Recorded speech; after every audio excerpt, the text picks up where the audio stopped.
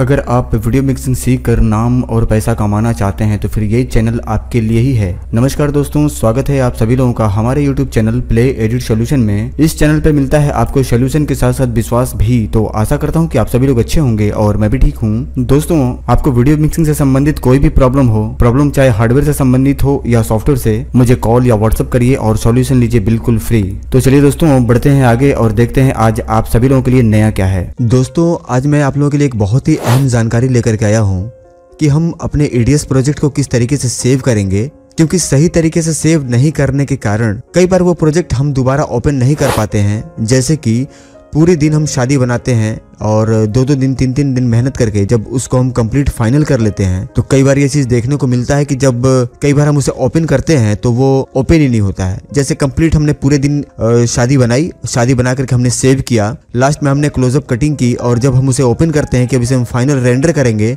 तो वो प्रोजेक्ट खुलने से मना कर देता है। आखिर ऐसा क्यों होता है, किस वजह से होता है? क्या हमने जो प्रोजेक्ट सेव किया था वो सेव नहीं हुआ था, या सेव हुआ था पर सही तरीके से सेव नहीं हुआ था, या सेव करने का जो मेरा तरीका था वो सही नहीं था, वगैरह वगैरह बहुत सारी बातें हैं दोस्तों। आखिर कुछ तो कमी रही होगी जो प्रोजेक्ट दोबारा ओपन नहीं हुआ। ठीक है, समझने वाली बात यह है कि हमने सेव किया और सेव भी हो गया, पर कुछ तो कमी रही होगी जिस वजह से वो प्रोजेक्ट दोबारा ओपन नहीं हुआ। आखिर क्या कमी आ जाती है कि वो प्रोजेक्ट दोबारा नहीं खुलता है, और दोबारा वो खुलेगा भी या नहीं, इन सारे बिंदुओं पे आज बात करेंगे और एक दूसरे से सीखेंगे। दोस्तों, किन किन परिस्थितियों में हमें दोबारा प्रोजेक्ट ओपन करने की कंडीशन आती है, पहले इस विषय को हम समझते हैं और जानते हैं। मैंने यहाँ पे अपना एडीएस चालू कर रखा हुआ है और मैं इस पे एक प्रोजेक्ट ओपन कर लेता हूँ। और दोस्तों, मैंने उदाहरण के तौर पे मैंने एक गाने का प्रोजेक्ट यहाँ पे ओपन कर लिया। ठीक है, अब उदाहरण ये मान लेते हैं दोस्तों कि जैसे कई सारे सीक्वेंस हम यहाँ पे ओपन कर लेते हैं। जैसे हम शादी बनाते जाते हैं, गाने इंपोर्ट करते जाते हैं, मिक्सिंग करते जाते हैं, आगे बढ़ते जाते हैं। ठीक है,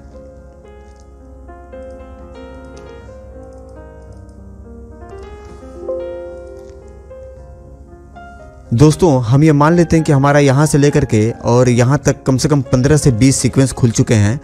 अब जगह नहीं है कि हम सीक्वेंस खोल पाएंगे, और जो हमारा मास्टर टाइमलाइन, जो मेन वाला टाइमलाइन है, हमें जब वापस ये नहीं दिखता है तो हम ये चाहते हैं कि फिर से अब यहाँ के जितने भी सीक्वेंस ये खुले हुए हैं इनको हम बंद कर दें, तो हमारा जो मेन मास्टर सीक्वेंस है जिसमें हम फाइनल मिक्सिंग कर रहे हैं वो हमें दिखाई देने लगेगा। इस स्थिति और इस परिस्थिति में दोस्तों हम क्या करते हैं, हम जब ऑल सीक्वेंस को एक बार क्लोज करते हैं तो ऐसा कोई व्यक्ति नहीं होगा दोस्तों जिसके साथ ये घटना नहीं घटी हो। वो होता क्या है कि जो उनका मेन वाला सीक्वेंस है वही डिलीट हो जाता है। जैसे मान लीजिए हमें ये छोड़ करके बाकी क्लोज करना था, किसी कारणवश या किसी गलती से वो सीक्वेंस छूट जाता है और बाकी के सारे क्लोज हो जाते हैं।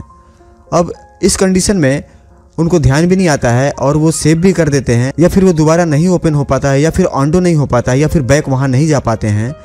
इस कंडीशन में वो सोचते हैं कि क्यों ना हम अपना सेव किया हुआ प्रोजेक्ट ओपन कर लें और हम काम अपना फिर से चालू कर दें।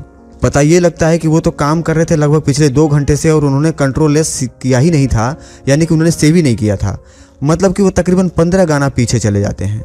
ध्यान देने वाली चीज़ है दोस्तों कि 2 घंटे की मिक्सिंग वो पीछे चले जाते हैं और वो फिर पछताते हैं कि काश मैंने एक बार बीच में कभी सेव कर लिया होता तो मेरा रिसेंटली वो प्रोजेक्ट ओपन हो जाता और मैं उस चीज़ को दोबारा से प्राप्त कर लेता। पहली चीज़ ये। दूसरी चीज़ कि कई बार ऐसा होता है कि बहुत सारे सीक्वेंस हम खोल रखे होते हैं और काम कर रहे होते हैं। लगभग 2 घंटे 3 घंटे 4 घंटे से हम एडिटिंग कर रहे होते हैं, सिस्टम हमारा चल रहा होता है और कम से कम 20-25 गाने हम टाइमलाइन पे लगा चुके होते हैं, और फिर हम एक बार उठाते हैं final drag and drop effect लगाने के लिए, या ऐसा कोई FCP इफेक्ट वगैरह आप एडीएस में रखे हुए हैं जिसमें 25-50 या 200 500 1000 इफेक्ट पड़े हुए हैं, आपने उसको सेव करके रखा हुआ है। आप क्या करते हैं, आप जाते हैं सीधा इंपोर्ट सीक्वेंस पे और इंपोर्ट सीक्वेंस पे आप क्लिक करते हैं, ब्राउज करते हैं, और वो जो भी आप प्रोजेक्ट जहां भी आप रखे हों आप उसको जब ओपन करते हैं,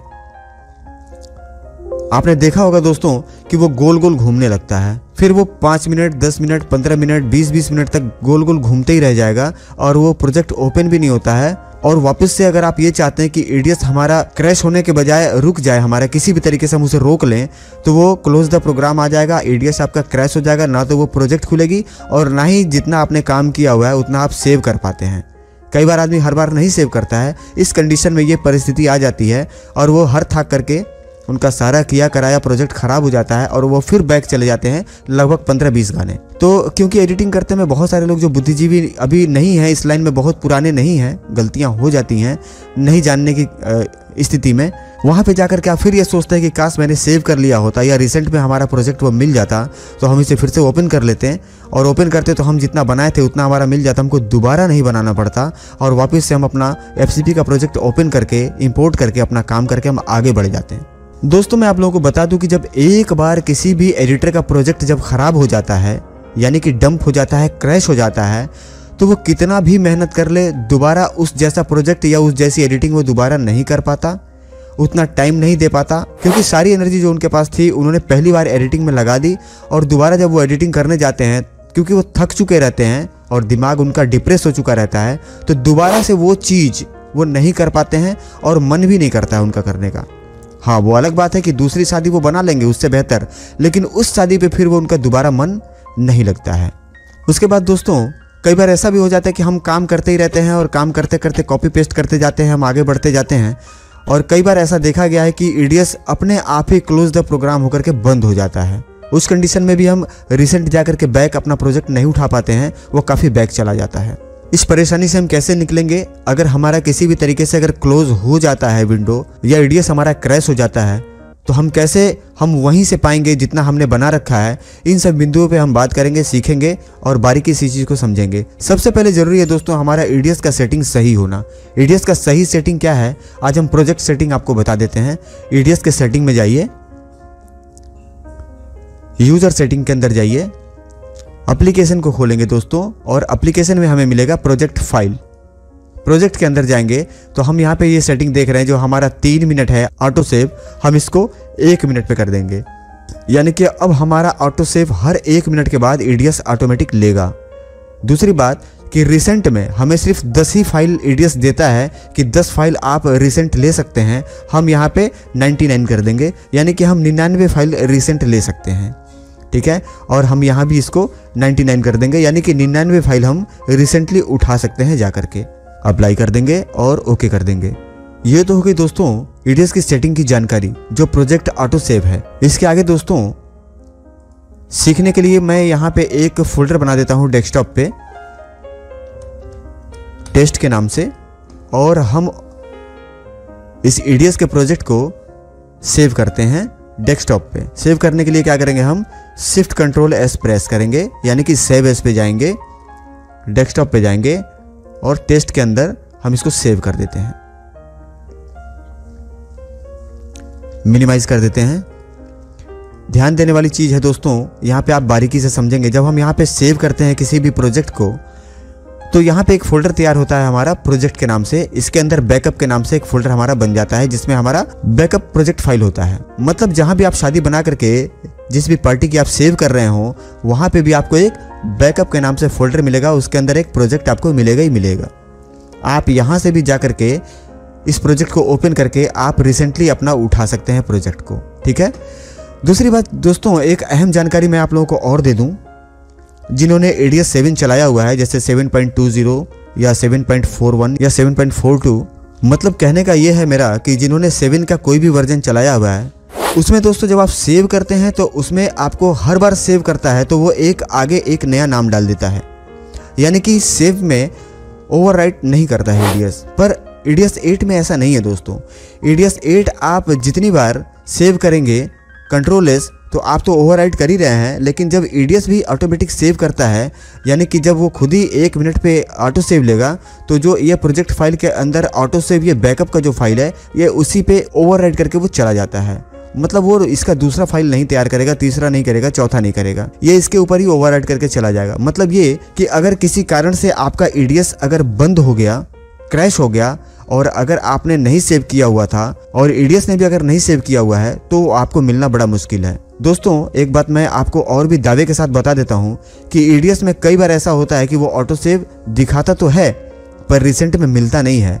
EDS के 7.42 और EDS के 7.41 में ये हर बार ऑटो सेव लेता है और हर बार आपको रिसेंट में अगर आप 1 मिनट पीछे जाएंगे तो उसका प्रोजेक्ट आप उठा सकते हैं। वो ऑटो सेव में बैकअप में सेव करता है, मैंने देखा हुआ है, मैंने बहुत लंबे समय तक उसको यूज़ किया हुआ है। पर EDS 8 में दोस्तों ऑटो सेव दिखाता है कई बार नीचे, जैसे कि आप देखेंगे जब ऑटो सेव कर रहा होता है तो यहाँ पे लिखता है नीचे, पर वो होता नहीं है। ऐसा मैंने कई बार देखा। और ये क्यों होता है? जब EDS पे बहुत सारे प्रोजेक्ट आप लोड कर देंगे या बहुत सारे मटेरियल आप लोड कर देंगे तो वो ऑटो सेव दिखाएगा लेकिन ऑटो सेव करता नहीं है। इस कंडीशन में बचने का जो रास्ता है मैं आप लोगों को बता देता हूं दोस्तों। बचने का रास्ता क्या है कि जब भी आप प्रोजेक्ट को सेव करेंगे तो आप Ctrl+S नहीं करेंगे, आप शिफ्ट Ctrl+S करेंगे। और जब भी आप सेव करने जाएंगे वहां पे हर बार एक नया नाम लगा देंगे। हमने यहाँ पे सेव कर लिया, ठीक है। उसके बाद उदाहरण के तौर पे हम ये मान लेते हैं कि फिर हम अपनी मिक्सिंग को चालू कर देते हैं। चालू करने के बाद 8-10 गाने और उठाते हैं, बनाते हैं।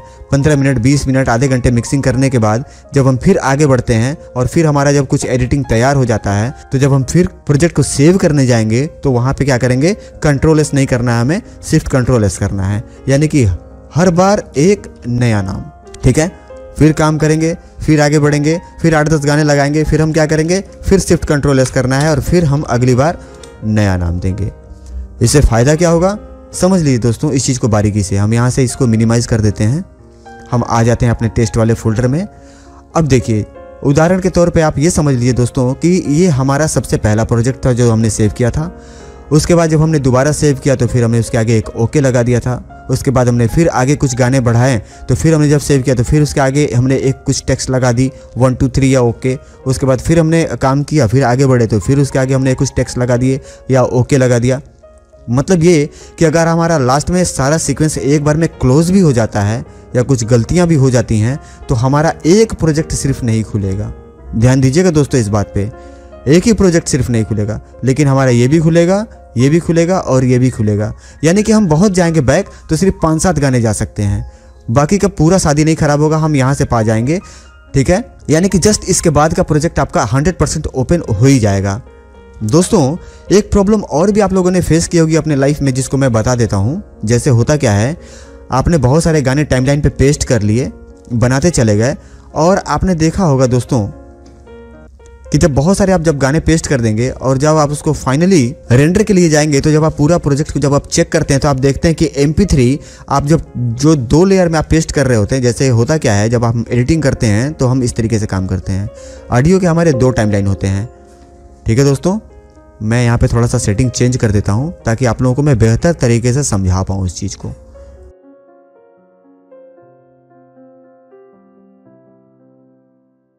सबसे पहली चीज़ मैं आप लोगों को बता दूं दोस्तों कि वो वीडियो बनाने से कोई मतलब ही नहीं। जो वीडियो आप लोगों के समझ में ना आए और जो वीडियो देख करके आदमी लाभ ना ले सके वो वीडियो मेरा बनाना भी बेकार है और जो देख रहा है उस आदमी का देखना भी बेकार है। दोनों चीज़ें हैं। तो वीडियो बनाने का तरीका सही होना चाहिए, समझाने का तरीका सही होना चाहिए और जो मैं बता रहा हूँ, जो समझा रहा हूँ वो सामने वाले के समझ में आना भी चाहिए। सारी बातें हैं।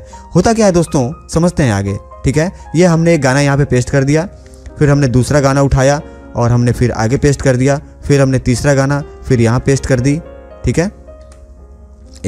यहाँ पेस्ट कर दी तीसरा गाना, फिर चौथा गाना हमने यहाँ पेस्ट कर दिया और इस तरीके से हम पेस्ट करते हुए अपने पूरे शादी को हमने एडिट कर दी। और ये मान लेते हैं दोस्तों यहाँ पे एक उदाहरण के तौर पे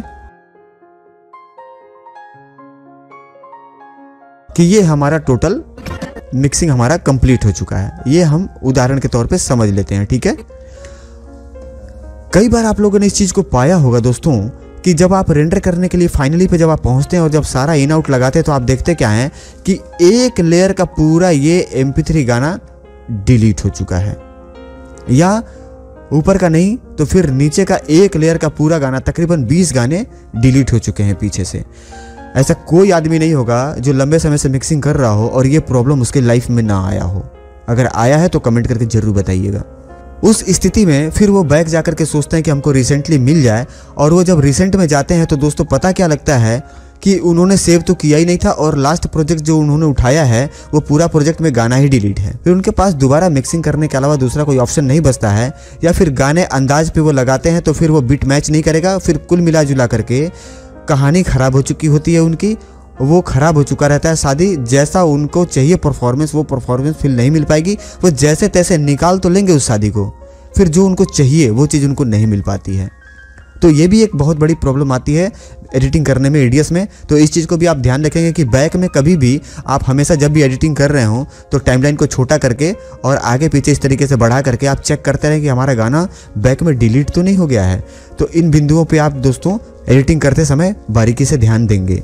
अगली बात दोस्तों कि कभी भी जब भी आप इंपोर्ट सीक्वेंस करके और किसी प्रोजेक्ट को ओपन करने के लिए जब आप वहां पे पहुंचेंगे, उससे पहले इंपोर्ट करने से पहले अपने प्रोजेक्ट को एक बार शिफ्ट कंट्रोल एस करके सेव जरूर कर लें। उसके बाद ही किसी बड़े फाइल को या किसी बड़े इफेक्ट को जिसमें 200-400 या 500 इफेक्ट हों या ऐसे कोई इंपोर्ट कर रहे हो गाने जिसमें 25-50 गाने पहले से पड़े हों, ऐसे प्रोजेक्ट को ओपन करने से पहले से बनाए हुए प्रोजेक्ट को एक बार सेव जरूर कर लीजिएगा, क्योंकि इस कंडीशन में अक्सर एडीएस क्रैश हो जाती है। अगली जानकारी दोस्तों, कभी भी एडीएस में काम करते समय आपकी प्रोजेक्ट सेटिंग पे आपका ध्यान हमेशा होना चाहिए। यानी कि जो आप काम कर रहे हैं एडीएस में वो प्रोजेक्ट सेटिंग आपका हमेशा 1920x1080 25p 16.98 बिट ये होना चाहिए। इसके अलावा दूसरे पे आपको काम नहीं करना है। नहीं तो कई बार आपका प्रोजेक्ट सेटिंग अगर अलग रहेगा और दूसरे सेटिंग के प्रोजेक्ट को आप ओपन करेंगे तो वहाँ पे भी इंपोर्ट होने से वो मना कर देता है। ऐसा भी प्रॉब्लम बहुत सारे लोगों ने फेस किया होगा या कर भी रहे होंगे। अगर ऐसा होता है तो कमेंट करके जरूर बताइएगा। इसके आगे दोस्तों एक चीज़ मैं आप लोगों को और भी बता देता हूँ जो बहुत खास चीज़ है। कभी भी जब आप प्रोजेक्ट को सेव करने जा रहे हो तो या तो कंट्रोल एस कर रहे हो या शिफ्ट कंट्रोल एस कर रहे हो, जो भी हो, जो सही तरीका है वो शिफ्ट कंट्रोल एस है। उस समय कभी भी इस बात का आप ध्यान रखिएगा कि कोई भारी काम आपके सिस्टम पे ना हो रहा हो, जैसे डीवीडी राइट ना हो रही हो या कोई पेन ड्राइव कॉपी ना हो रहा हो या ऐसा कोई पेन ड्राइव जो 2-3 पेन ड्राइव आपने लगा दी और सब में आपने कॉपी लगा दी, उसी में आप एडीएस पे मिक्सिंग भी कर रहे हैं और उसी समय आपने प्रोजेक्ट को कंट्रोल एस भी मार दिया। और बहुत सारे जब पेन ड्राइव कॉपी में लगे रहते हैं, एक या एक से ज़्यादा, आपने देखा होगा कि बहुत देर तक आपके डिस्प्ले पे गोल गोल घूमता रहेगा कर्सर, लेकिन वो जल्दी सेव नहीं होता है। उस कंडीशन में भी सेव नहीं होता है और प्रोजेक्ट क्रैश हो जाती है, आदमी बैक चला जाता है। तो इस बात का भी आगे आप ध्यान दीजिएगा। दूसरी बात दोस्तों, आगे एक और भी मैं आप लोगों को अहम जानकारी दे देता हूं और इस विषय में बहुत कम ही लोग जानते हैं और बहुत सारे लोग नहीं जानते होंगे, जिनके लिए मैं ये बता रहा हूं। कंप्यूटर पे जो काम करने का तरीका है ना दोस्तों, उस चीज को पहले आप समझ लीजिए। कंप्यूटर ये कहता है कि हर 1 घंटे बाद आप हमें रीस्टार्ट करिए, ठीक है। ये बहुत कम लोग जानते हैं। अधिक से अधिक 90 मिनट के अंदर ही आपको सिस्टम को एक बार रीस्टार्ट कर ही लेना चाहिए, नहीं तो सिस्टम सही तरीके से काम नहीं करता है। यानी कि काम तो करेगा, मैं ये नहीं कह रहा हूँ कि सिस्टम आपका बंद हो जाएगा, पर वो परफॉर्मेंस नहीं मिलती है जो परफॉर्मेंस आपने स्टार्ट किया था उस समय था। आप कितना भी हैवी सिस्टम चला रहे हो, i3 हो, i5 हो, i7 हो, i9 हो, उससे कोई मतलब नहीं है, क्योंकि ये सॉफ्टवेयर बेस पे काम करता है। यानी कि इसकी पूरी मशीनरी सॉफ्टवेयर से जुड़ी हुई है। तो आप हर 1 घंटे बाद इसको रीस्टार्ट कर लें और वापस से अपना प्रोजेक्ट ओपन करके काम करें। अधिक से अधिक 90 मिनट के अंदर अपने सिस्टम को एक बार रीस्टार्ट जरूर कर लें दोस्तों। बहुत लंबे समय तक अगर आप सिस्टम पे काम करते हैं, 2 घंटे, 3 घंटे, 4 घंटे, मैंने ऐसे लोगों को देखे दोस्तों जो एक बार सिस्टम को सुबह स्टार्ट कर लेंगे तो एक ही बार रात ही में शट डाउन करेंगे, दिन में एक बार भी रीस्टार्ट नहीं करते। उस कंडीशन में भी आपका सिस्टम बेस्ट परफॉर्मेंस नहीं देगा, सही तरीके से काम नहीं करेगा और वो उल्टा सीधा काम करेगा, प्रोजेक्ट नहीं सेव होगा, आपकी प्रोजेक्ट खराब हो सकती है या खराब हो जाएगी। एडीएस का भी क्रैश होने का चांस बढ़ जाता है। इसके अलावा दोस्तों एक जानकारी मैं आप लोगों को और दे दूं, सिस्टम आपका स्लो काम कर रहा है या जाम हो रहा है तो सिस्टम के अंदर से टेम्प फाइलों को आप हमेशा डिलीट करते रहें। जो पुराने कलाकार हैं इस लाइन के, वो जानते हैं कि टेम्प फाइल कैसे डिलीट की जाती है, पर जो नए लोग हैं उनको मैं बता देता हूँ कि टेम्प फाइल आप कैसे डिलीट करेंगे। आप कीबोर्ड से विंडोज R प्रेस करेंगे, ये रन के नाम से एक विंडो खुल जाएगा इस डायलॉग बॉक्स के अंदर, और आपको कीबोर्ड से प्रेस करना है दोस्तों %TEMP और फिर %। एंटर प्रेस करेंगे और ये आपके सामने एक विंडो खुल करके आएगा। इसमें जितने भी फाइलें हैं आप देख पा रहे होंगे दोस्तों, ये सारे टेम्प फाइल हैं। सिस्टम को ये जाम करते हैं। आप इसे डिलीट करके रिसाइकिल बिन खाली कर देंगे और ये कभी भी पूरे तरीके से डिलीट नहीं होता है दोस्तों, क्योंकि जो प्रोग्राम हमारा रन कर रहा होता है उसी के जो टुकड़े हैं, जो टेम्प फाइल तैयार होते हैं, टेम्पररी फाइल, वो यहाँ पे आकर के सेव होते हैं। तो ये पूरा कभी भी डिलीट नहीं होगा, पर यह है कि जब आपका जितना डिलीट हो जाए आप उसको हमेशा साफ करते रहें। दूसरा कमांड है दोस्तों, फिर विंडोज के साथ हम R प्रेस करेंगे और यहाँ पे टाइप करेंगे रेसेंट। इसके अंदर भी हमारा जितना भी फाइल आपको दिखाई दे रहा होगा इसको हम डिलीट कर देंगे, ठीक है। रिसाइकिल बिन खाली कर देंगे। तीसरा कमांड है दोस्तों, यहां हम चले जाएंगे माई कंप्यूटर पे, सी के अंदर चले जाएंगे, विंडोज में चले जाएंगे और विंडोज में जा करके हम यहाँ पे ये नाम आप देख रहे होंगे, इस पे डबल क्लिक करेंगे। ये आपसे कंटिन्यू का परमिशन मांगेगा, ओके कर देंगे और इसके अंदर भी जो फाइलें इकट्ठा हुई हैं हम इसे डिलीट कर देंगे। आपके सिस्टम की स्पीड हमेशा बनी रहेगी दोस्तों, ठीक है। दूसरी बात, एक जानकारी मैं और दे दूं, अगर आप यहाँ आकर के बार बार नहीं आप डिलीट करना चाहते हैं तो इसको रीनेम करके इसको कॉपी कर लीजिए, और कॉपी करके आप यहाँ से अगर विंडोज़ R प्रेस करते हैं तो आप यहीं पे उस नाम को पेस्ट करेंगे तो वो फोल्डर आपका खुल करके आ जाएगा दोस्तों, ठीक है। आइए हम रिसाइकिल बिन खाली कर लेते हैं। ये थी कुछ बेसिक जानकारी जो मैंने आप लोगों को बताना जरूरी समझा। और बहुत सारे लोग मुझे कमेंट करके फ़ोन करके ये पूछते रहते हैं कि सर अभी मैंने एक प्रोजेक्ट बनाया था और अभी थोड़ी देर पहले मैंने उसको सेव किया था और वो प्रोजेक्ट अब खुल नहीं रहा है सर, मैंने बड़ा मेहनत करके बनाया था, कोई रास्ता है क्या। हो सके कि जिन्होंने मेरे से बात की है वो सज्जन भी इस वीडियो को देख रहे हों, तो मैंने फाइनली इस पर एक वीडियो बना करके आप लोगों को बताना जरूरी समझा कि सही तरीका सेव करने का क्या है। और जो तरीका था मैंने आप लोगों को बता दिया है यहाँ पे। और जितनी बार आप चाहेंगे उतनी बार का आप रिसेंट जा करके अपना आप डेटा उठा करके काम कर सकते हैं, आप प्रोजेक्ट को लोड करके, ठीक है। तो कभी भी आप बहुत ज़्यादा बैक नहीं जाएंगे, मतलब ये कि आपकी पूरी शादी कभी खराब नहीं होगी। दोस्तों अगर ये जानकारी आपको अच्छी लगी हो तो वीडियो को लाइक जरूर करिएगा और कमेंट करके मुझे मेरा मनोबल जरूर बढ़ाइएगा। मुझे आपके कमेंट का इंतजार रहेगा दोस्तों। तो चलिए दोस्तों, मिलते हैं किसी नई जानकारी के साथ अगले वीडियो में। तब तक के लिए आप सभी लोगों को मेरा प्यार भरा नमस्कार। जय हिंद दोस्तों।